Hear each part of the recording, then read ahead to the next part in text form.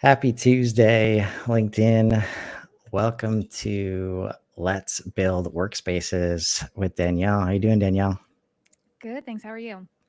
I'm doing fantastic. I was just telling you there's really no better episode than when we just get to dive in and unbox something and just let the thoughts flow. So luckily, I do want to highlight that this is how expansive HubSpot is, how fast they move, you know, and there was so much back when this was announced, this CS workspace. I'm guessing what might have happened. Because for just the real context is I had an unboxing episode uh, about this back in April or May. That's like Um, 100 HubSpot years ago. right. And you messaged in the Slack last week. You're like, oh, how did I not know about this? And it's like literally, well, that's because HubSpot is doing that to everybody right now. But also, like the way they announced it, it was like included in that new like showcase page, spotlight page, right? Oh, that's Remember when right. that came out? It was like, Yeah. oh, we got some.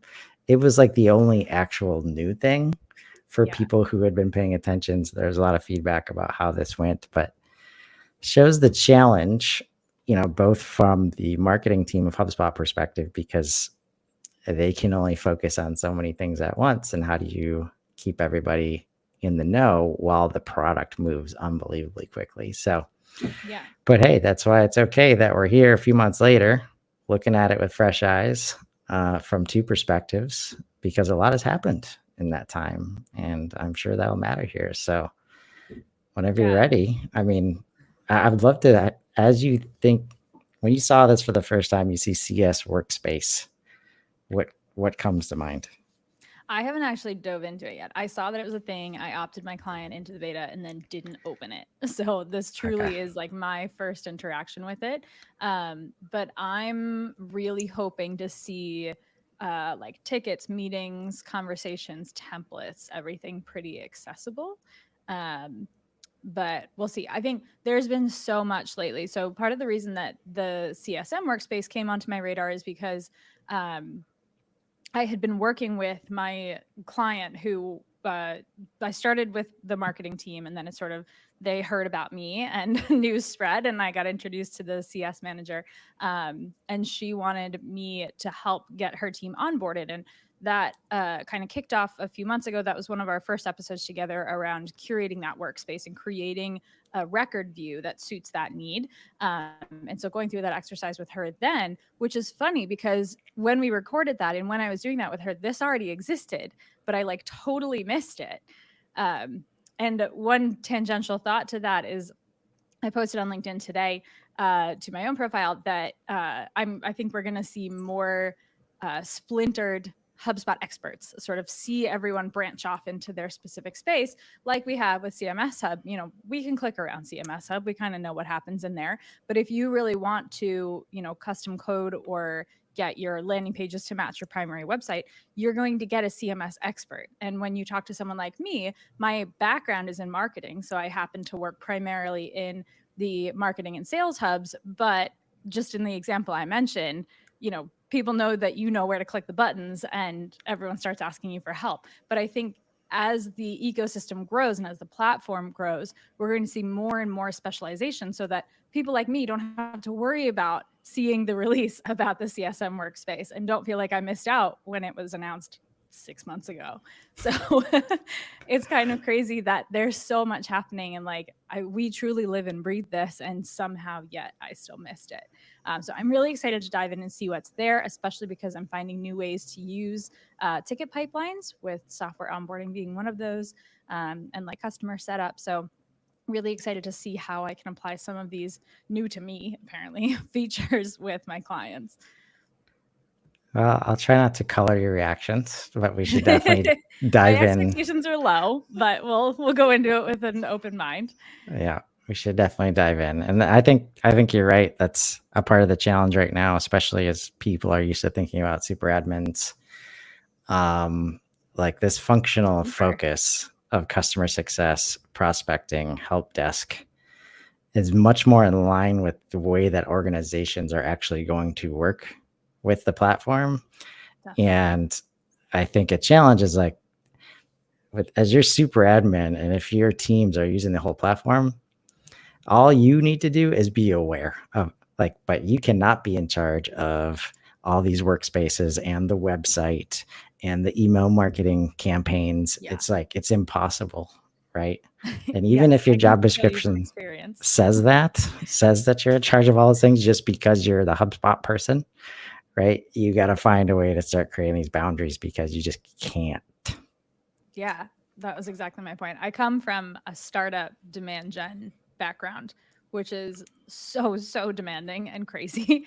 And I always tell my clients the way that I got more involved with HubSpot operations and really trying to figure out what every corner of HubSpot can do was trying to make myself look like 10 people doing the job of one person, or that should have been the job of 10.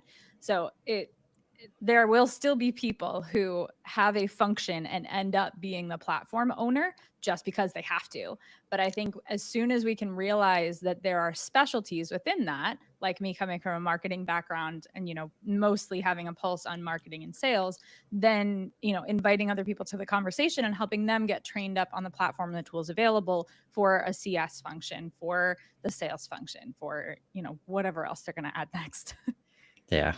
And of course, like, this is where if you just remove HubSpot, the word HubSpot, it's like, of course, the person in charge of the CRM is unlike, and this is in a bigger organization, like, of course, this person is not also in charge of the team that's in your help desk or the Yeah. website admin team, or like, so just because we can do it all in the same place doesn't mean one person can manage it all now. Yeah. So I am joining the beta here in a dev account. Says it might take a few minutes for it to appear in your account. I also noticed as we were getting started today, this little pop out feature is new. Ooh, Because it used to be that it used to be as of like 12 hours ago, the yeah, whole bar this popped is open. Now we have this little peek and pop thing happening. interesting. Yeah. That's new and different. And it's so funny because that's such a minor change, but it's something you interact with so many times a day. It feels huge. You're like, what did you just do? Yeah, this navigation is pretty much dead to me until I see orders on it. So it's okay. You can have your feelings. Yeah. All Do you right. use So the it says we're bookmarks at in all? beta. I haven't. So I always forget it's there because it's up so high. I Right. almost need it to be scooted down like to the bottom for it to be useful to me. So I have added a few bookmarks, especially in client accounts where like I'm usually working in forms and I always forget where the forms are, or I'm usually working in custom events and the way to get to them is really bizarre or like difficult to find. Then I stick them in bookmarks, but then I forget the bookmark is there and I just learn the navigation Yeah. anyway. Yeah. So I want that to be a thing and I'm going to coach my clients to use that, but I can't get used to it yet. Right. Let's refresh and see if it's in there yet. Nope. But we'll go hang out in the help desk for a minute until that comes And I together. think this is like what you'll see probably is there's definitely a wall that I think they're rightfully trying to create between help desk and customer success. Mm-hmm. In that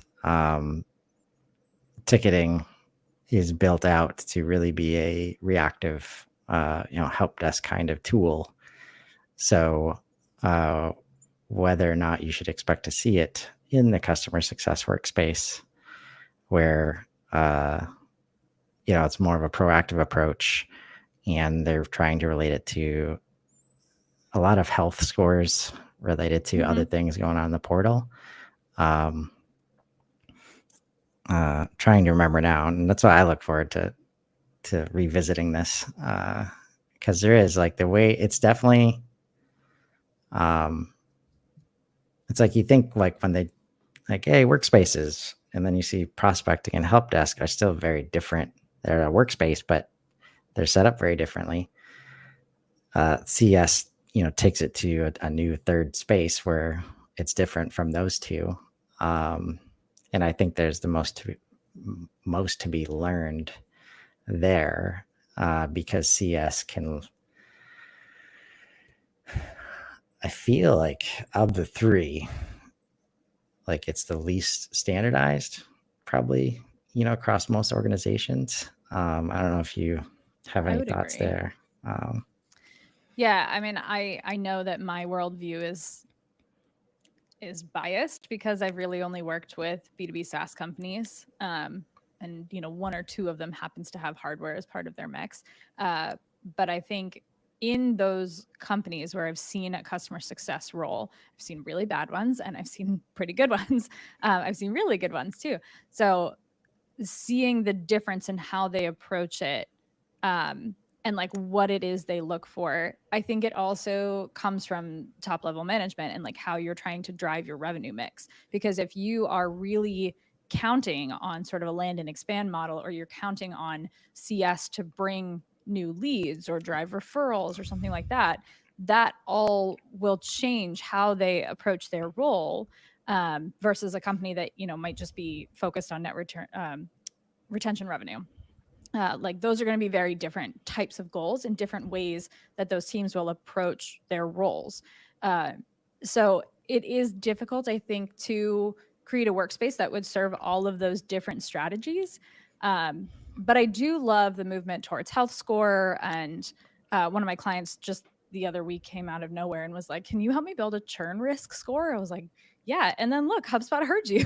So it's really great to sort of see some of those core pieces come together, and then hopefully give us a workspace that we can customize. I just logged out and logged back in. That's why I dropped off the screen share for a second. But it Yeah. is, let's see if it's in there Yeah. yet. And I think this creates a great opportunity um, for It is. the ecosystem, whether you're SaaS or not, understanding how expansive the platform is now, like, and what you are able to do. Um, because this is why I think there's room to standardize some of this stuff. Like, 1 second. uh, Myself a seat. in that, like, just because SaaS says it a certain way and it's always software specific, there are like usage metrics, for example, like, are people using the product? When I'm in industrial and there's an instrument out in the field, there are usage metrics on that instrument that if we plug them into HubSpot, we can get the same kind of health scores from hardware in the field, right? Because we label things in certain ways, it's like, oh, like let's say we just call it services and we don't leave room for products. Then it's like, oh, clearly I can't use that, for my business, or my clients can't use that. So I got to create a custom object, all this stuff. But there's a ton of opportunity in just say, hey, after the sale, there are expectations that need to be managed related to what they bought and what they need to be successful with and what we expect them to buy more of or renew later. Right. And that is all about just communication and like, tracking of the thing that we're responsible for or the customer's responsible for. Right. Yeah.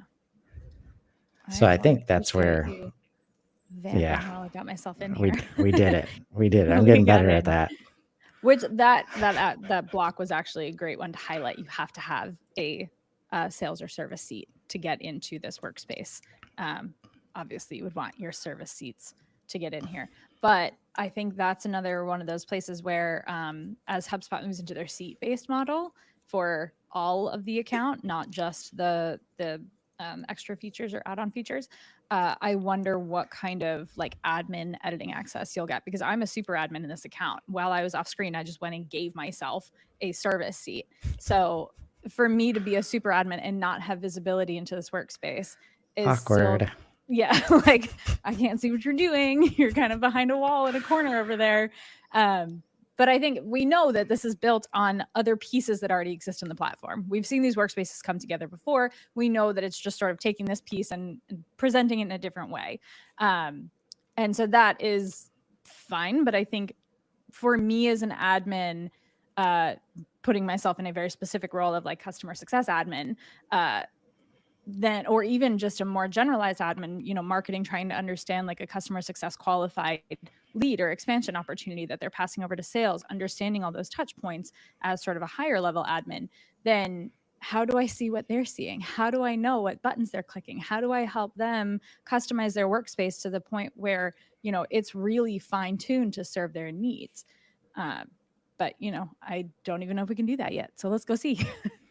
Uh, There are things like that I think could be why things stay in beta for longer than expected. Like they haven't fixed those experiences yet, but we'll This one dig did in here. say they're expecting it to be publicly available at the end of this month. So everyone should be able to have access to this. Well, everyone who has a service seat should be able to have access to this.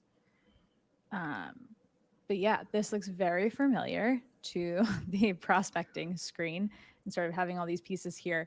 It is tough to get a sense of what this really does when you're in a dev account because there's no test data, at least in this dev account. There's like nothing in there.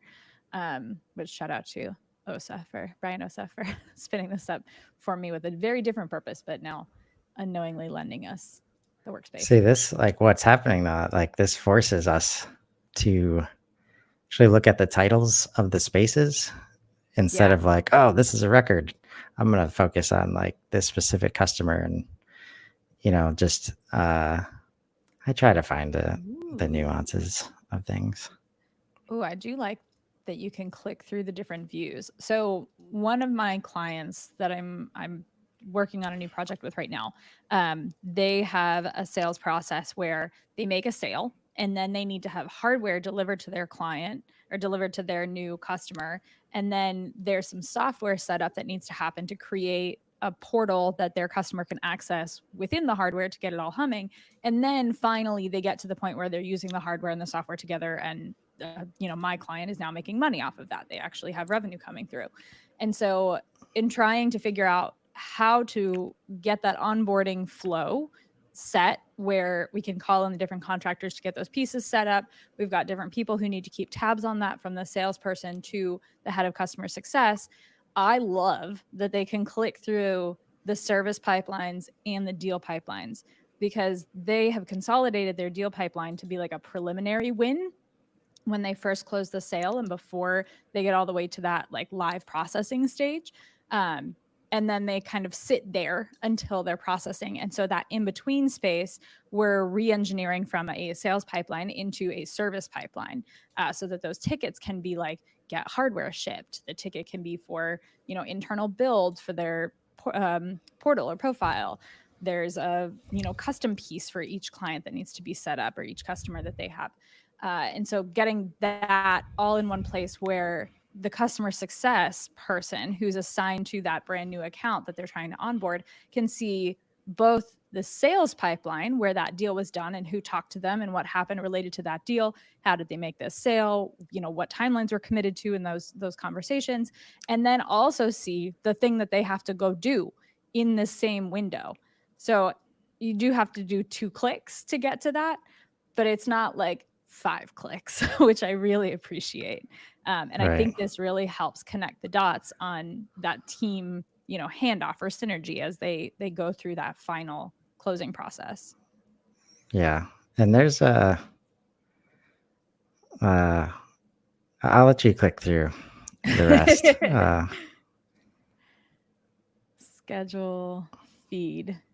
It's funny. In my tiny little consulting HubSpot instance that I only have starter in and hardly even use, I actually really missed the activity feed. That was my homepage where I could just log in and see this feed of like who opened emails, who went to my website, whatever was happening, because not much was happening. Any other organization, that would be like a massive fire hose of information that's not useful.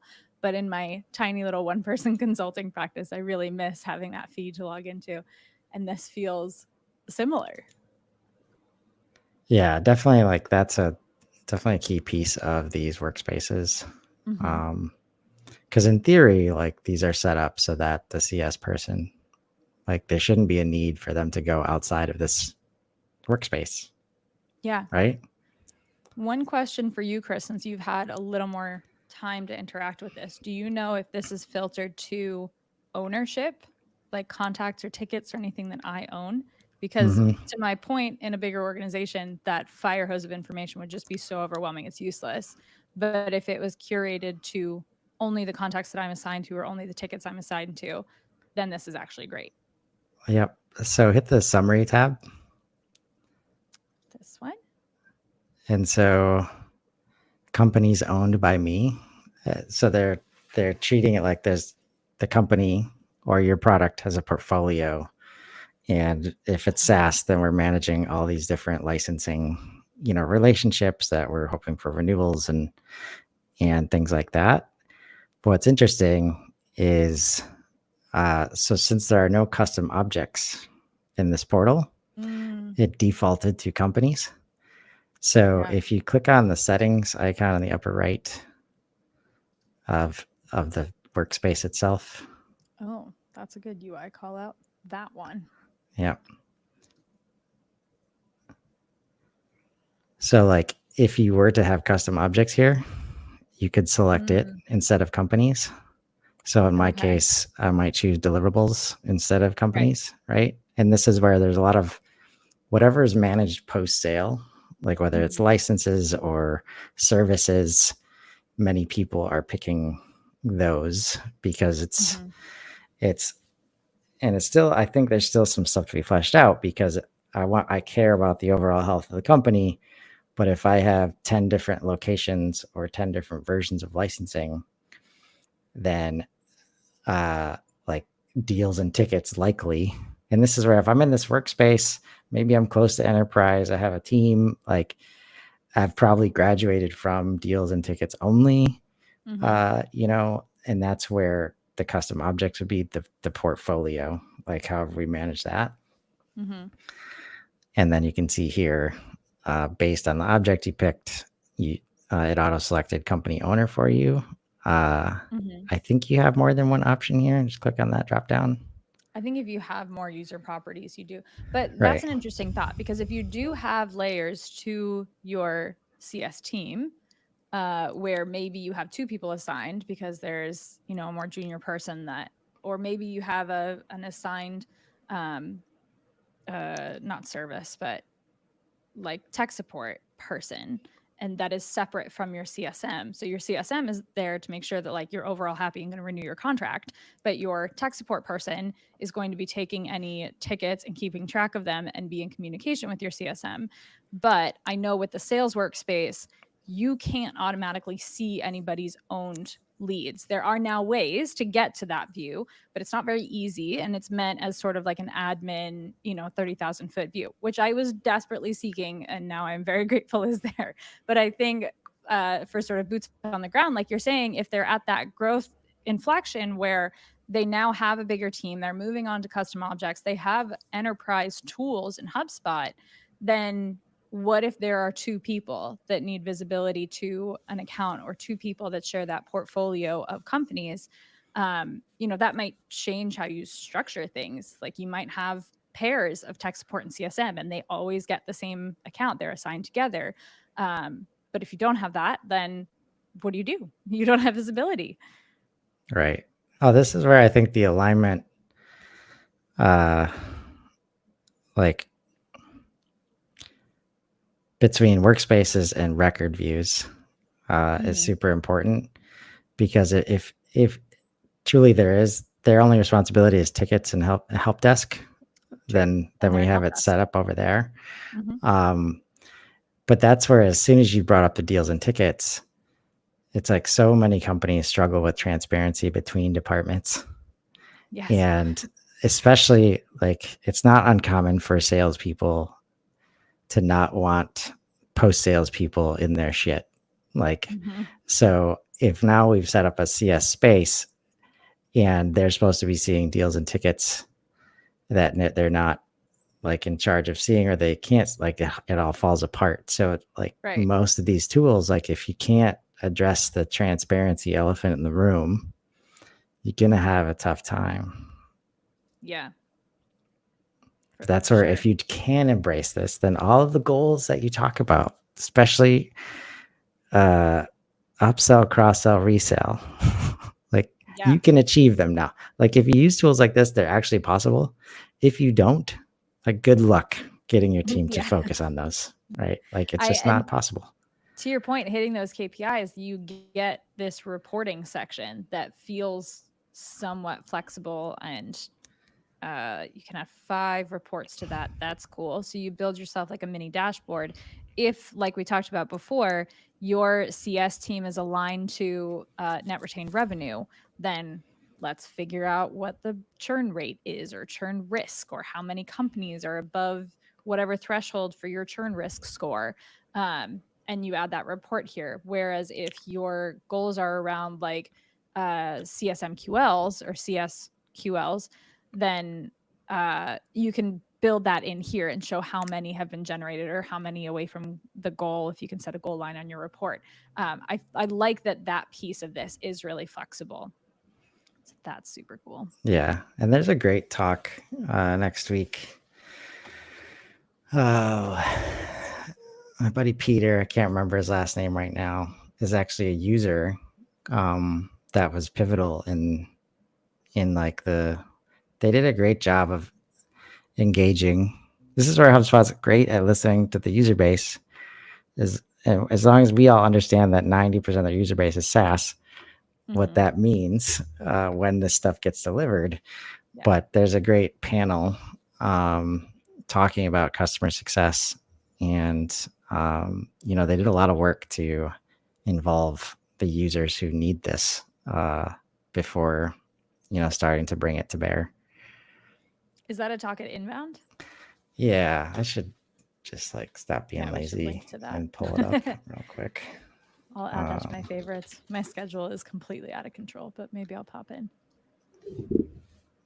Yeah, I think it's one of those the stages in the middle of everything. Yeah, those are the ones I usually end up at. Yeah. But I think to kind of bring this full circle and summarize what's here, I totally see the value. I love how we're getting these, especially as workspaces. I like that the report piece of this is really customizable. Actually, do we have that in prospecting? By the way, as I was pulling CS up on my side, I noticed that the sales workspace was unlocked for me. So we've been waiting. It's a special Monday edition next week. I don't know. Yeah. Because we're going to Inbound.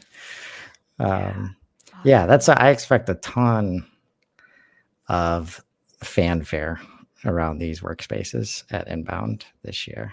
And really, if they can accomplish, it does so much to enable a lot of what they're trying to accomplish. Because as soon as we remove the hub like structures, it's like, okay, customer success can now come in and do their job.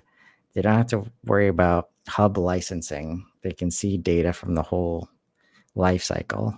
And we just start to break down these silos where people like literally, I mean, how often it's like, oh, do you use tickets? Oh, I don't have Service Hub. Yeah. It's like, no, that's not how it works. Yeah. And that it goes it just happens way too often. So yeah. Well, and I know I haven't actually seen any accounts yet that are on the seats model. I got an alert that one of my clients is being migrated in October. Obviously, I won't share a client portal, but I expect to see more of that, and plan to produce some content about how that changes your experience of using HubSpot, because I think it will be pretty dramatic. But I think it breaks down some of those walls where you can give someone visibility into something else without having to go through the like 400 point permissions that are available to us, which I love, but can get a little overwhelming. Because at this point now, for permissions and visibility, you have hubs at the subscription level, and then you have the subscription level of those hubs. So you've got, starter, pro, or enterprise. Then you have the seats, which is the first thing I said. And then you've also got, or no, you pay into the hubs. So you get Marketing Hub, Customer Service Hub, Ops Hub, Sales Hub, whatever it is, CMS Hub that you want to get into. Then you have the subscription level of that. Then you have the seat, whether or not you as a user have a seat in that. And then you've got workspaces and ownership. And so you have all these different layers that you can like create a patchwork quilt out of, to create a unique experience for one user coming into your HubSpot account. And I think that is getting a little muddled as we're trying to streamline the tools to serve the needs of a specific role, which I think is the right direction to move in. But there are now so many pieces to getting one person to see that thing. And I didn't even mention teams and like team permission levels. So I have so many clients who come back to me and be like, here's a screenshot of my one sales guy that said he can't see that thing we talked about. And like getting it to the point where that's not even a conversation anymore is like a total dream of mine. And I'm sure it is for HubSpot too, as they, get more role specific and more sort of reach further with the platform to serve the needs of different roles in the organization. So I am excited to see how that kind of rolls out over the next year or two and how that moves. Yeah, no, that was a big topic last week. Lucy and I were talking about the seats change and and that's why I keep moving to, like, as an admin, like, your number one responsibility and eventually the only one will be awareness of what's happening. Because HubSpot, like, not only are you aware at the team, like HubSpot just throws new things at you, which we usually love over time. But when you don't know, like, you need a PhD in user setup at this point. Like, if you've got people taking advantage of all these spaces, because these visibility walls, and this was always why I loved HubSpot. It had a way of just breaking down those silos because you could not set up so many like permissioning silos. Now you can, and it's going to take a minute before there's a like the kind of playbook that you're mentioning where it's like, okay, this is the role in the organization. This is what they're doing in HubSpot. These are all the permissions they need. Right. Yeah. I just had a client yesterday ask me for like a curated list of training videos to get their new person up to speed. They're like, what is even worth him watching? Like top 5. It's a lot. Yeah. Yeah. What is his role in the organization? They're unique. He's they're a nonprofit, and so he's a director of development. Yeah, they're unique. They always are. They only have Sales Hub. Right. Yeah. Just where we got to last week, it's like we're a ways away from understanding seats migration beyond a case by case basis right now. Like, can't give any kind of standardized advice. There's a lot to be learned. So, yeah, I found and I can't help but point out these lessons when they happen. I could not find this searching the words customer success together. Oh. The title is called Seamless Success: How HubSpot Evolved the Post-Sale Process. Peter Sturkenberg was the gentleman that I had chatted with through Sprockety earlier this year. Danielle Zarek from Arrows, Caitlin Simikoski, principal product marketing manager, and Daphne Costa Lopez will be on that panel. And I'm sure it will be like 95% focused on this workspace. And it really is like, as we've seen them move this way, it's like how we've gotten advice for years that has been, your customers are the easiest form of new revenue, yet it has not been enabled very well inside of HubSpot. So you have sales teams or everybody focused on deals, and you naturally focus on the new logos when all the incentives are focused there.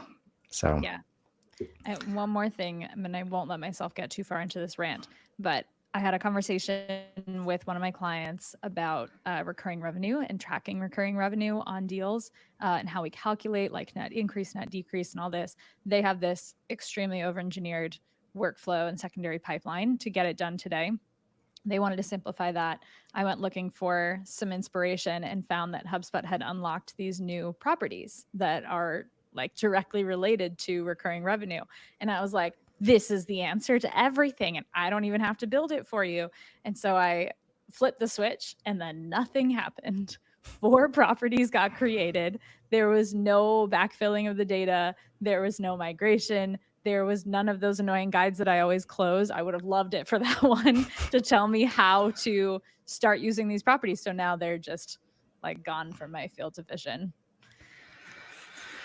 And I'll stop there. Yeah. We don't need to go too much more into that. It's a tough game being a product manager. It is. I love Nothing that. but love.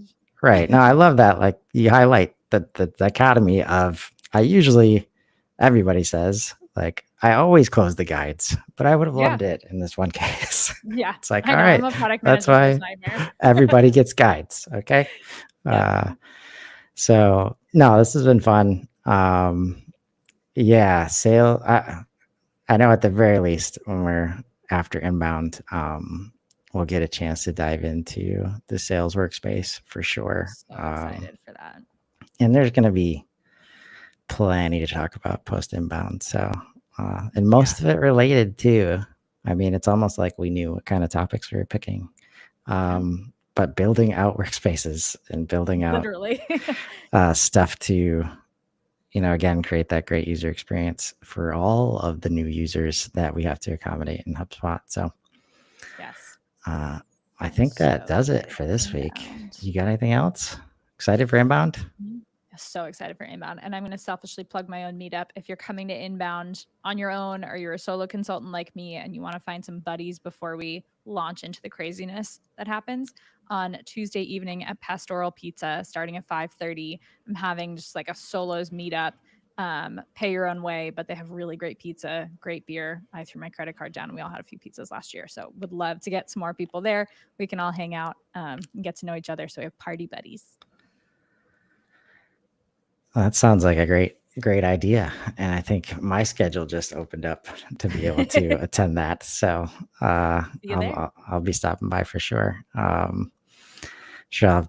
Never mind. I won't have anything to talk about after Partner Day. Check that. Yeah. So people sitting on their hands after Partner Day yesterday. Yeah, let's not put myself in terrible positions like that. I'll find a way. But yeah, excited for inbound too. If anybody watching this is going, please don't hesitate to reach out. And love to say hi in person. And until then, I guess until we see the sales workspace next time, find the opportunities in these workspaces and let's grow. Have a great day, everybody.